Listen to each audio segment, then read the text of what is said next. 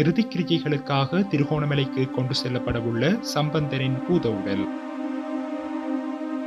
உடல்நலக்குறைவு காரணமாக நேற்று இரவு காலமான தமிழரசுக் கட்சியின் மூத்த பெரும் தலைவர் சம்பந்தனின் உடல் இறுதிக் கிரிகைகளுக்காக சொந்த ஊரான திருகோணமலைக்கு கொண்டு செல்லப்பட உள்ளது.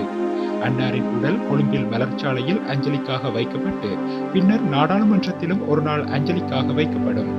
அதன் பின்னர் சம்பந்தனின் உடல் திருகோணமலைக்கு எடுத்துச் செல்லப்படும். தமிழ் தேசிய கூட்டமைப்பின் தலைவரும் இலங்கை தமிழரசு கட்சியின் பெருந்தலைவரும் திருகோணமலை மாவட்ட நாடாளுமன்ற உறுப்பினருமான ராஜவரோதயம் சம்பந்தன் நேற்று இரவு 11 மணியளவில் காலமானார். அவர் உடல் நலக்குறைவால் கொழும்பு தனியார் வைத்தியசாலையில் சேர்க்கப்பட்டிருந்த நிலையில் உயிரிழந்துள்ளார். இலங்கையில் மிகவும் அரசியல் அனுபவம் வாய்ந்த மூத்த தமிழ் தலைவரான இரா சம்பந்தன் 91 வயதில் காலமானார்.